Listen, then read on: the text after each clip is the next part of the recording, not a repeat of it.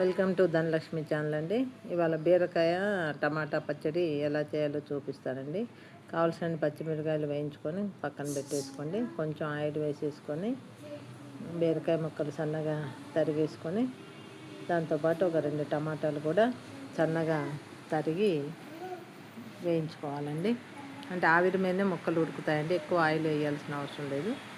అలా కలిపేసుకొని మూత పెట్టేసుకోవాలండి. ఈ లోపల కొంత చింతపండు నానబెట్టుకోవాలి. ఒక 4 ఎల్లిపాయ రెబ్బలు ఒలుచుకొని పక్కన పెట్టుకోవాలండి.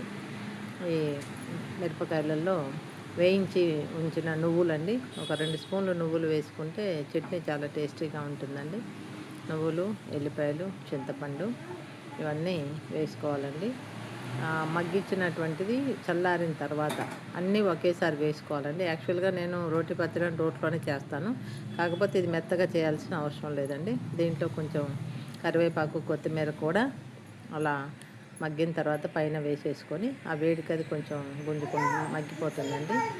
తర్వాత దాన్ని అటు ఇటు కలిపేసుకొని చల్లారి పెట్టుకొని అన్నీ ఒకటేసారి మిక్సీలో చూడండి, అన్నీ ఒకటేసారి ఈ మిక్సీలో వేసుకొని ఒక 2 తిప్పులు తిప్పుకోవాలండి. మెత్తగా చేయొద్దండి, అలా కచ్చా పచ్చాగా చేసుకోవాలండి. ఇది ఆ వేడి వేడి అన్నంలో కానీ, చపాతీలకు కానీ, దోశల్లో కానీ చాలా బాగుంటుంది అండి. మీరు కూడా ట్రై చేసి చూడండి. Thank you very much.